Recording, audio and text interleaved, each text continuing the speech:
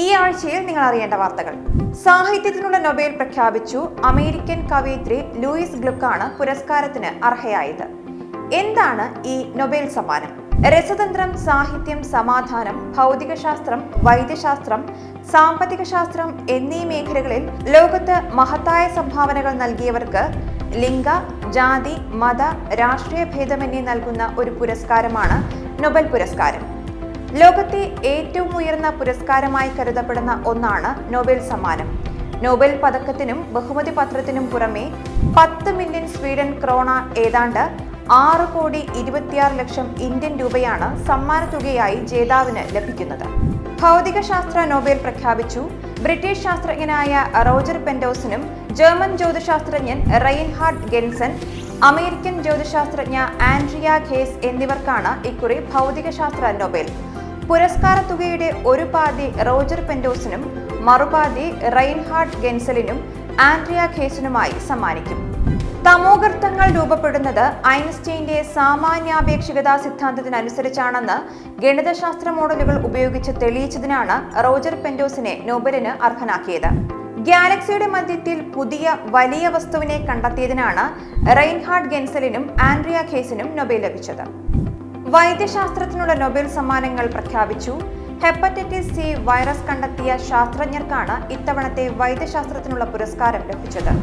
2 American ശാസ്ത്രജ്ഞർക്കും ഒരു British ശാസ്ത്രജ്ഞനുമാണ് പുരസ്കാരം. American ശാസ്ത്രജ്ഞരായ Harvey ആൾട്ടണും Charles റൈസും ബ്രിട്ടീഷ് ശാസ്ത്രജ്ഞനായ മൈക്കൽ ഹ്യൂട്ടനുമാണ് പുരസ്കാരത്തിന് അർഹരായത്. രക്തത്തിലെ ഹെപ്പറ്റൈറ്റിസ് സി സിറോസിസിനും ലിവർ ക്യാൻസറും അടക്കമുള്ള ഗുരുതര രോഗങ്ങളിലേക്ക് നയിക്കുന്നതാണെന്നും ഇതിനെതിരായ പോരാട്ടത്തിൽ നിർണായകമായ നാഴികക്കല്ലാകുന്ന കണ്ടെത്തലാണ് ഇതെന്നും നൊബേൽ സമ്മാന ജൂറി വിലയിരുത്തി. സൂപ്പർസോണിക് മിസൈൽ സഹായത്തോടുകൂടി പ്രവർത്തിക്കുന്ന പ്രത്യേകതരം ടോർപിഡോ സംവിധാനം ഇന്ത്യ വിജയകരമായി പരീക്ഷിച്ചു. ഒഡീഷ തീരത്തെ വീരർ ദ്വീപിൽ വച്ചാണ് ഇന്ത്യ സ്മാർട്ട് സംവിധാനം വിജയകരമായി പരീക്ഷിച്ചത്. അന്തർവാഹിനികളെ തകർക്കാൻ ഉപയോഗിക്കുന്ന ഭാരം കുറഞ്ഞ ഈ ടോർപിഡോ മിസൈലുകളുടെ സഹായത്തോടുകൂടിയാണ് പ്രവർത്തിക്കുന്നത്. രാജ്യത്തിനായി സുപ്രധാന നേട്ടം സ്വന്തമാക്കിയ DRDO ശാസ്ത്രജ്ഞരെ രാജ്യരക്ഷാ മന്ത്രി രാജ്നാഥ് സിംഗ് അഭിനന്ദിക്കുകയും ചെയ്തു. സൂക്ഷിക്കൂ, കറൻസിയിലൂടെയും കോവിഡ് പടരാം. മുന്നറിയിപ്പുമായി റിസർവ് ബാങ്ക്. കറൻസി നോട്ടുകൾ കോവിഡ് പടർത്താനുള്ള സാധ്യത തള്ളിക്കളയാതെ റിസർവ് ബാങ്ക്.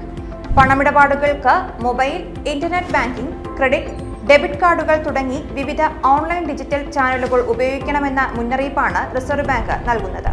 സാധ്യമായത്ര പണം ഉപയോഗിക്കുന്നത് ഒഴിവാക്കണമെന്നും RBI നിർദ്ദേശം നൽകുന്നു. പൊതുസ്ഥലങ്ങളിൽ തടസ്സമുണ്ടാക്കുന്ന സമരങ്ങൾക്ക് നിയന്ത്രണം ഏർപ്പെടുത്തി സുപ്രീം കോടതിയുടെ സുപ്രധാന വിധി. പൊതുയിടങ്ങളിൽ സമരം ചെയ്യാനുള്ള അവകാശത്തിനൊപ്പം തന്നെ സഞ്ചാര സ്വാതന്ത്ര്യവും ഒത്തുപോകേണ്ടതാണെന്നാണ് സുപ്രീം കോടതിയുടെ നിരീക്ഷണം. വിവിധ വകുപ്പുകളിലെ ഒഴിവുകൾ സംബന്ധിച്ച് ഉടൻ PSCക്ക് റിപ്പോർട്ട് ചെയ്യാൻ നിർദ്ദേശം നൽകാൻ നിയമസഭാ സമിതിയുടെ ശുപാർശ.